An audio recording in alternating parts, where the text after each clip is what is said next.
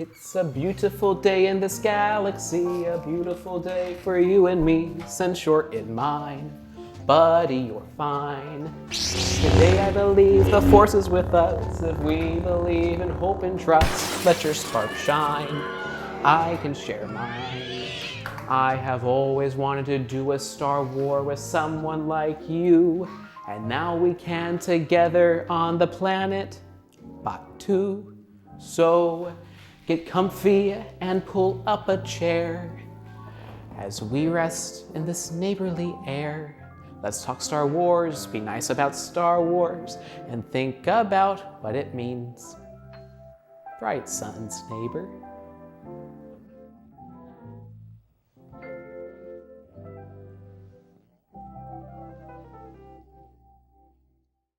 Have you noticed that despite being called Star Wars, at the end of the day, it's actually about being kind? Or to be more specific, these small but still significant virtues like hoping and trusting, being patient with yourself and with others, and not to be too on the nose, but making peace with your neighbor. It's just something I've been thinking about. Recently, I've been catching up with my Star Wars stories, and as it were, Disney and Lucasfilm have worked very hard together to give us multiple tie-ins to the Star Wars Galaxy's Edge theme park land. And as I was reading A Crash of Fate for Young Adults, I came across a quotation I wanted to share with you. Batuu was a place where the past lived right alongside the present. Ruins of days long gone hugged the newer edifices. Unlike people in other places in the galaxy who destroyed all remnants of their past, the people of Black Spire Outpost lived alongside their history, on top of it, within it. It was the best way to know where you came from. Isn't that true? See, not only are there references and appearances to characters, droids, vehicles, and pod racers from throughout the saga, the stories and themes from the past are still as true in the tales told throughout the land. Even though this is a place never seen on screen, you can never forget where it came from. So, with a caution regarding spoilers, allow me to share a light and to share a story. An amazing story, as old as time itself, but still being written. And though each of us who visit this immersive, interactive, and storied land have our own individual stories to tell, a true adventure emerges when they come together as one. I hope you enjoy this Star Wars story tonight. Galaxy's Edge.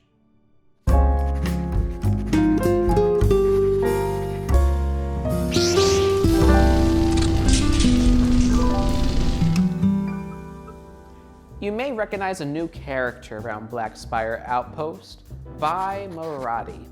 She's one of General Leia Organa's top resistance spies. To preserve her identity, she goes by various code names and keeps her allegiance to the Resistance a secret from her brother Batuu, a New Republic dignitary on the planet of Pantora, and his husband. Here's a little wrinkle of trivia. To pass the time on transports, she takes up knitting. So, next time you see her around Batuu, you should ask her about it. Just if you do see her, keep it on the down low. Her resistance activities have put her at the top of the First Order's hit list. So, be aware. Now, what brought Vi to Batuu in the first place? Well, before the cataclysmic destruction of the Hosnian system under the beam of the Starkiller base, Vi would be sent to establish a secret resistance base to make friends with the citizenry and add to their ranks before the First Order would even think to look there. You know, ignite the spark, light the fire. However, if you've seen Episode 8, The Last Jedi, you'll know that the events of that film decimated the Resistance to just a falcon's worth of survivors. So The base on Batuu became less of a good plan B and more of, well, a last-ditch effort of survival. Unfortunately, even with the two-person crew and a droid, everything seems to work against them.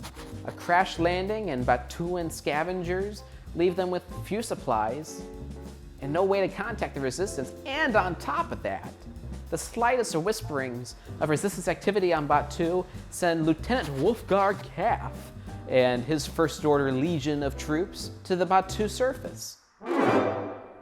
Unbelievable. Seriously.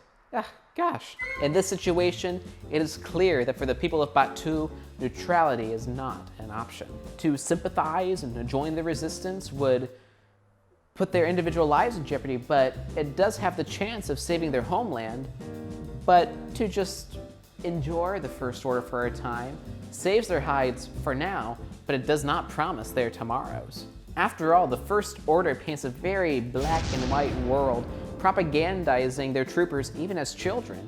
I mean, even for the gray areas of the Resistance, they still offer a choice. And by becoming a part of Batuu's culture, Vi's not only able to earn enough Spire to purchase back her supplies, but she's able to make friends with the citizenry and make appeals to the cause. Though it's slow to start, she eventually builds a scrappy crew to establish the Batuu Resistance base and foil Lieutenant Kaff and his army, never letting the spark go out, never giving up, even when things get hard.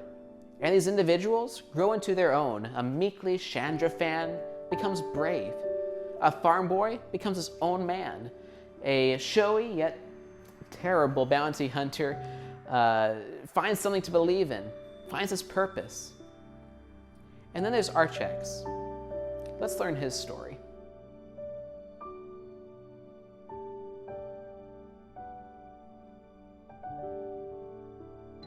Archex was not always known by his birth name.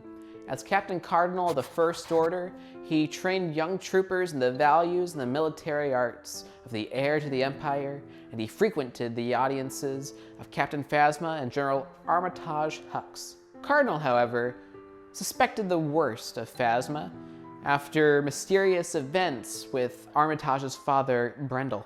To procure the information he needs, Cardinal captures Vi and interrogates her, knowing that the Resistance spy knows Phasma's dark secrets. Receiving the information he needs, he lets Vi go, but finds no sympathetic audience with Armitage. I really hate that man. And his confrontation with Phasma leaves him fighting for his life.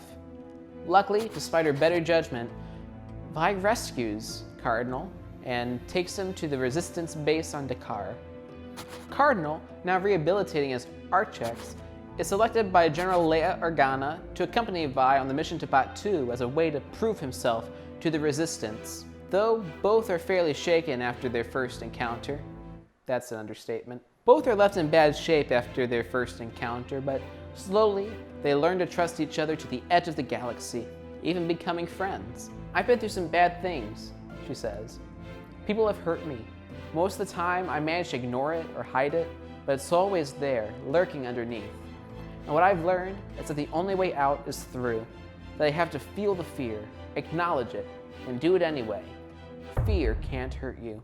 As Archex is disillusioned by the First Order, the values and principles instilled in him as a youth by Brendel Hux begin to fall apart. And while he initially doubts that the Resistance is in some ways all that different from the First Order, the carnage of the Hazian Cataclysm show him that the Resistance's fight for freedom is the way to justice. He becomes a vital part of Vi's cobbled together crew, even if injuries leave him feeling useless. And when the crew learns his past as Captain Cardinal, he teaches us a valuable lesson. People can change. People can be redeemed. People are more than their programming. It felt like belonging. You know who you are. In that armor, it was easier. When I wore the armor, people trusted me, looked up to me. I was given clear orders. I knew who I was and how to serve a purpose. And referring to their mission, he said, "This is a lot harder." It took time for the Batuu Resistance to trust Archex, but in a stunning last stand, the brave son of Jakku sacrifices his life for the freedom of all people, delivering a mighty blow to the First Order, inspiring everyone and opening the door for the resistance to fight another day. Let us be as open to forgive, and I can speak from personal experience when I say it's a most powerful action, and that's why it can be so difficult.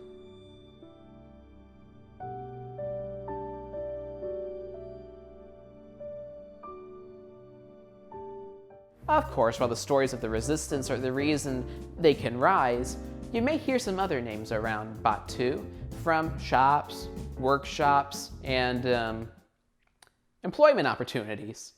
Let's start with Hondo Ohnaka, a space pirate, a former space pirate, whose career dates even back to the Clone Wars. In fact, his paths actually crossed, and he captured legendary Jedi generals Obi-Wan Kenobi, Anakin Skywalker, and separatist Sith Lord Count Dooku. Since then, he's gone straight, mostly, and opened the perfectly legitimate, somewhat legal, but always open to hire Ohnaka Transport Solutions, a transport where you can go to other worlds and do jobs for Ohnaka. And fly.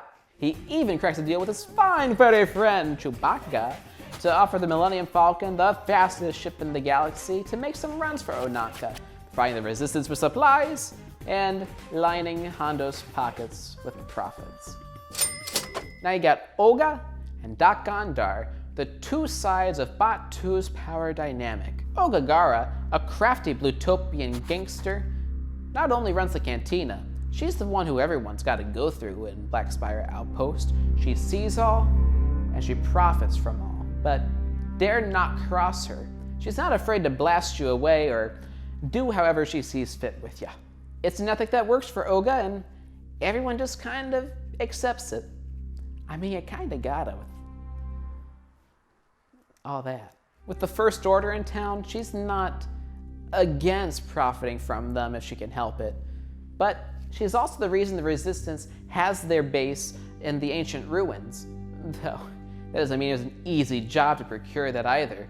And she would just as easily send them away if she could. But, I mean, she profits off of them. Why not? Dok is Olga's respected rival. While he's not above roundabout profits or collecting all sorts of contraband of varying legality, he does keep a very strict order of his den of antiquities and has been known to sympathize with the causes of the resistance, sometimes supplying them through smugglers. The First Order doesn't make this sympathy hard. After all, they do very coldly interrogate him over certain Jedi relics that he's collected. In fact, First Order sympathizers keep him locked in a safe. So, I mean, it's not really lesser two evils. It's the evil and the guys I like. You know, that's just the way it works. And then there's Savi, whose workshop you can visit across from the droid depot. Though he seems a humble seller of spare parts, he was once friends with Lor Santeca, a Force sympathizer who provided General Poe Dameron with the map to Luke Skywalker. Similarly, Savi believes in the Force and the fight for good, though he cannot jeopardize his business by actively helping the Resistance. Olga wouldn't have it. He does provide Vi with a job in the scrapyards and welcomes young students to the Force and to his workshop to craft their own lightsabers like the Jedi before them.